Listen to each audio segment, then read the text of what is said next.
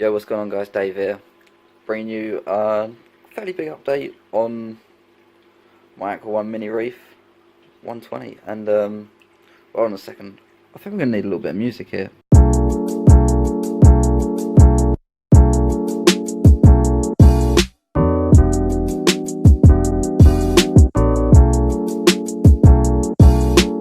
My phone is heavily broken right now, so I do not have a clue how this is coming out. But yeah, tell you about what happened in the past, what was changed, my plans for the future. Just, yeah, all the different bits really. I don't know if you can, I don't know if you've noticed, but I appear to be missing a fish. And found out this morning I was looking, my peacock wrasse, I was like, where on earth is it? Well. He's in my overflow. There he is. So I don't have a clue how I'm going to get him out. I hope that... See, he keeps coming really close to the surface, so I'm hoping I'll just be able to sit around there and nab him and chuck him back in here. But I have no idea how on earth he managed to get in there, but he did. So yeah, I woke up this morning to that. I thought he jumped out if we died. But I checked the overflow and there he was, just swimming about. So I'm going to shut these curtains quickly, give you a better. There we go, sorry about that. I hate the glare from the window, it's too much. But yeah, this tank's been refurbished, we're going to call it. 13 weeks this coming Saturday, so 12 weeks. Today is Thursday the 30th. So yeah, so 13 weeks and it's looking the best it ever has. I've now got a dosing pump and the liquid's down there for dosing. I still have the pipe from the skimmer running up to the window, and when my parents do disappear on holiday, I'm going to drill a massive hole through that window.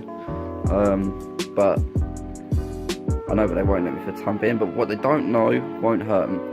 Okay, because I know I'll ask them, I'll be like, look, can I just drill a little like 8mm hole through the wall, and I think the biggest draft in the world's going to come flying through. And so I know that if I was to do it and they wouldn't know about it, they would not have a clue. That cabinet has not moved for about 40 years, and I don't think they ever will move it. They've not said anything about moving it. You watch. I'll drill a hole behind it, put my little pipe through it, and within about 2 days them coming back, they'll be like, right, we're moving that. No, they're not. They're not going to move it. They're already dream. Just they're not going to do it. But yeah, no, the tank's looking good. I noticed that the Flame Angel was giving my peacock wrasse a little bit of bother. Like, he wouldn't go out of his way to chase him, but if the peacock wrasse was in his way, he would make sure he got out of the way. So I get the feeling that the peacock wrasse might have been near my overflow, and then the Flame Angel just bang bombarded him. But so it's a bit of a sticky one, to be honest with you, because my girlfriend got me the Flame Angel, and he's been good. He hasn't nipped at any coral. The only coral that he has nipped at is that little bit of GSP that's on that rock. And to be honest with you, I want that gone, so I'm not really that upset about it. But he only nipped it a couple of times and it's come back, so I need to nip at it a bit more.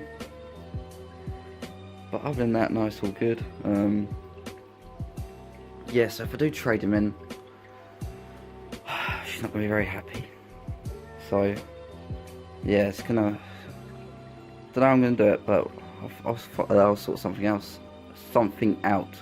Let's talk about the corals that survived the great crash of 2019. So when I first reset this tank up, I just need to think, well, I did have the Kenya tree that I've cut off, but as you can see, it's sort of got little like sort of tips growing back on it, so I'm going to try and stop that from growing back. That torch just there is currently splitting into two heads now. Like, you can properly see it. You can see like little indents in it without it splitting, so that's good. So yeah, so there was that one. There was also the GSP on that rock that survived. I think that is about it coral wise for what survived the great crash. my mocha clownfish did as well. I also had a lawnmower Blenny that unfortunately jumped out after the cleanup, which is heartbreaking because he was one of the he was the OG. He was pretty much one of the first fish in there. I'd had him for like 2 years. But yeah, so, and after that I picked up that toxic green torch just there, and also that bit of green plating just wherever you can see it there. So I can't see half the screen of my phone, so I don't know where my finger is. So yeah, I need to get a new phone as well. Oh, life's so expensive. Oh yes, and the marbled hammer in the middle, of course. But yeah, no, and then after that I sort of left the tank for a few weeks. And after about a month I picked up the torch that's just over the back. That was originally just there, where pretty much in the middle of this rockscape about there. But he was stinging the hammer, so I moved him over the back. And that was about it for, yeah, and then I left that for about a month up until Christmas, Boxing Day I think it was. I got the torch in the middle, it's beautiful, that one. It's like, it's pretty much like really dark, nearly black tentacles with like a teal blue tip, which is lovely. I also got the gorgonian over the back as well, which is all nice and open up and growing.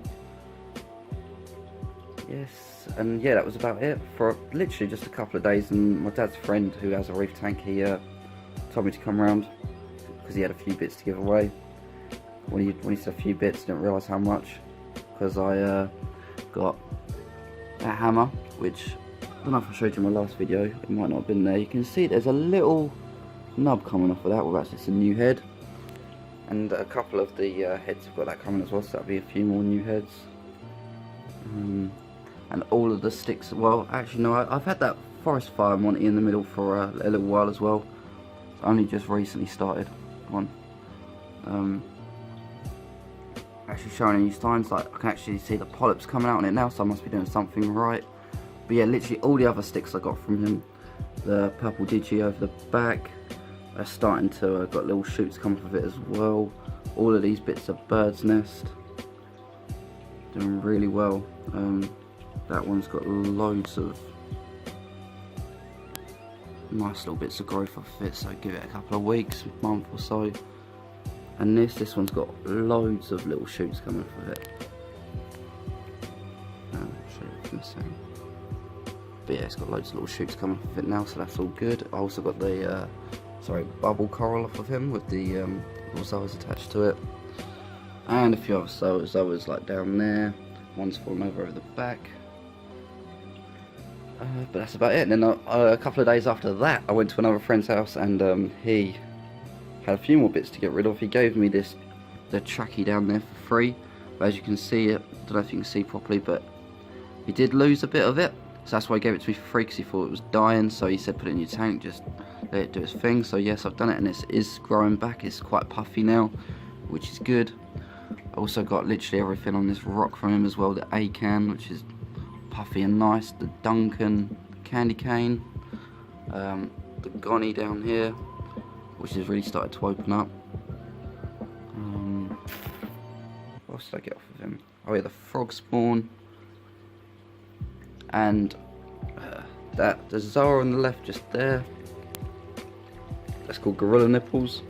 Also got a pink Gonny off of him just there as well, but that got stung by an anemone a couple of days before I picked it up off of him. So yeah, so just letting it do its thing. I'm not touching it or anything. I fed Reef yesterday. Everything liked it. So yeah, I'm just leaving that one alone. To be honest with you, there is actually starting to be polyps that are coming out of it, so that's surely a good sign. The lights haven't been on for too long, so everything's not properly open up yet, but it shall. Also, about the start of December, I put a message on Facebook to see if anyone was selling any like Zoas or LPS, and some guy got back to me about some Zoas. So I picked up about 9 or 10 off of him. But unfortunately, that one just there, the urchin picked him up and carried him along his back, and the other day when he came to the surface, I managed to scrape it off of him, and I put it on the frag rack and it blew off. And I have no idea, I've searched everywhere for it and I cannot find it anywhere. So yeah, I don't really know what to do, to be honest with you, because that was honestly my favourite Zoa. It was like an orange mandarin, it had like a yellow mouth to a blue ring around it, and then the outside whereabouts the like, I don't know how to call them, like the little tassels like around the outside, that was yellow as well. It was beautiful. It had 2 new heads coming from it as well, and I've lost it. It was lovely. It's gutting. It was actually one of the prettiest looking Zoas, and I lost it. Heartbreaking. But I've got the Outer Chaos down here, which is dropped a new head. Got the Purple Hornets just underneath the hammer, which has dropped 2 new heads, one on the left hand side, one on the right. I might move it though because it does get shadowed out by the hammer quite a lot. Rainbow Milkshake, I think that is. Yeah, that's really nice. That once again the urchin knocked that off and that fell under the rock, so I had to save that. And I'm not too sure what that one is. It might be a people eater. I know that that one just there, which is starting to open up, is a people eater. Not too sure what these Zoas are, but they were given to me for free, so why not? Up here, just there, that fell off the rock because of the urchin as well. Pink zipper, starting to open up. Not too sure what that one is either. I think that's a sort of rainbow as well, but that also got knocked off the rock. So yeah, I'm not gonna lie, the urchin's a pain in the ass. He's doing me in a little bit, but yeah, let's take a step back. Let's get onto the old tank now. Oh, sorry about the monkey. He keeps the doors closed. Yeah, I've had the tank for probably 2.5 years now. I can't think of when I got it. I think it was about June or July 2017. So yeah, so just over 2.5 years, I'd say. And this is the best it's ever looked. If you go back and look through all my old and previous videos, you'll see, because I thought the tank back then looked amazing. Like I don't know what, but yeah, I thought it was really good, but nothing compared to what it is now. Probably put more time and effort into it now than what I did. But yeah, no, to be honest with you, I didn't used to like this tank. I don't know why. I think it's just because I just wanted bigger. I still want bigger, but you need to appreciate what you've got, and I feel like I need to make this the best out of this of what I can before I upgrade. But I do really like this tank now. I've also simplified it a little bit more. I'll just change the subject really. So one thing that I forgot to finish off, and I've got GSP over the back.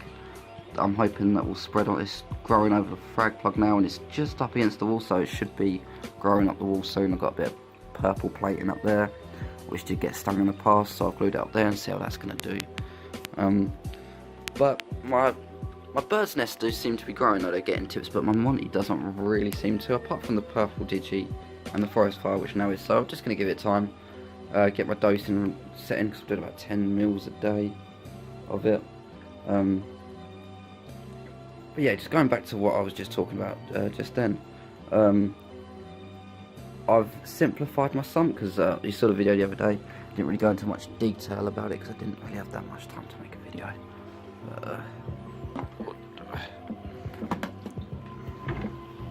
Literally all that I'm running in here now, get rid of that old filter sock, is protein skimmer and my Chato. I did have a bag of carbon. I did have a phosphate reactor, but it was just like, you know what, I'll try it without it, because I've had literally undetectable phosphates, and I've heard a lot of things about carbon, about it does strip the bad stuff out of the water, but it also takes a bit of the good stuff out of the water as well. So when I've got such a small amount of water, every little helps. So just a little trial and error, see how it goes, but it should be a-okay. Little ball of Chato down there. She was spinning last night, but it's not today, so never mind, it's okay.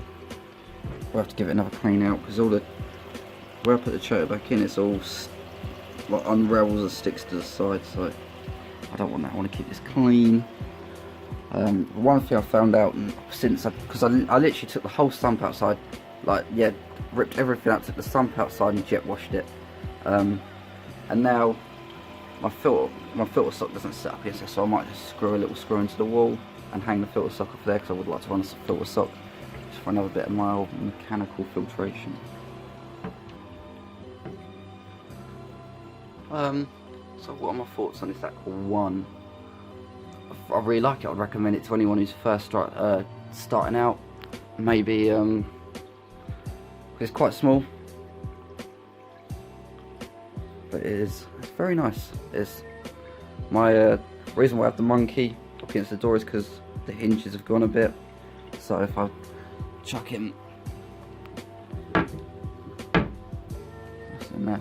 Just sort of close it. I'll do it a bit better later, but yeah, no, I'm really happy with how the tank's starting to look. My future plans is, so it all depends on the flame angel, because I would like to get a couple more fish, but I know he's a bit boisterous, so I don't know what to do. I need to get a temperature controller, and I'm getting better test kits as well. I'm going to get some Hannah checkers. I've already asked my parents for different ones for my birthday, like the Alkalinity one and phosphate one, because I do use the sulfur. I think that's what it is, but it's not perfect, but I'd like to have something that's a bit more accurate you can rely on, so you can get a test result and you're like, is that correct, is that not? But you can get like just one that you know you can trust. But yeah, so I'd like to, obviously the dream is to one day have acros, but my tank's quite small, so maybe start off with like little like barley green slimers, because my favourite coral is the like not the plating coral, I can't think of what it's called, like, cause you know you get the Monty where it grows out like a plate, but I like the acros that grow out tabling. The tabling acros, they're so cool. I'd like to have them. But quite like my torches for the minute. I'd like to get an Indo gold torch that I know someone near that's got it, but work's messing me about a little bit at the minute, so it's just being able to afford that, because they're quite expensive. I'd also like to get an Aussie gold torch, which also is quite expensive. But one day I will. And a few more fish. I love wrasse. I like to, because that's the peacock wrasse. I like the leopard wrasse, whereas it doesn't have the stitchy, all just dotty. I had a koi fairy wrasse as well, which one day at my nan's funeral, I come home and it jumped out. So it wasn't a very good day that day, but I'd like to get another one because he was beautiful. And then there's another sort of wrasse, I can't remember what the name of it was. But I'll one thing that I'll do in the comments of this video is I'll list everything. What I keep my calcium at, what I keep my alkalinity at, because I've literally only just started dosing, just trying to get that all regimented in, and we should be a-okay. Yeah, no, that's about it for this video. I'll tell you what, my friend's gonna be so fucking happy about this. The amount of times they moan at me because my videos aren't long enough. It's just how it is. But yeah, if you have any comments, any questions, anything, don't be afraid to ask, because we're all learning. I'm learning. Don't think anyone, well, there's probably a few people out there like David Saxby and all of that are perfect at it. But one day we're getting there. Small steps. For the first 3 months that I've reset this up, everything's been doing perfectly. I haven't lost a single coral yet, so I must be doing something right. I feed 1 cube of frozen every day, and then chuck a little bit of pellet in as well, just because I know my yellow wrasse, for some reason, like when I first put the frozen in, he goes hard for it, but after about 3 or 4 mouthfuls of it, he just doesn't really have any interest in it anymore. But he does quite like the pellets, so I chuck a bit of pellet in for him, and the clownfish obviously like the pellet as well. Just fatties. One thing I'd love to get an anemone so that they could host it, but it's not worth it. I know it would walk all the way across my tank, probably end up there, kill everything up there, and be like, nah, I don't like it, all the way down there, walk all the way back and kill everything back else. So it's just not worth the risk. As much as I'd love one, just can't do it. But yeah, we're just coming up to that. We'll pretty much hit that 20-minute mark now, so I think that'll do. Please like, comment, subscribe. Thank you very much for watching this video.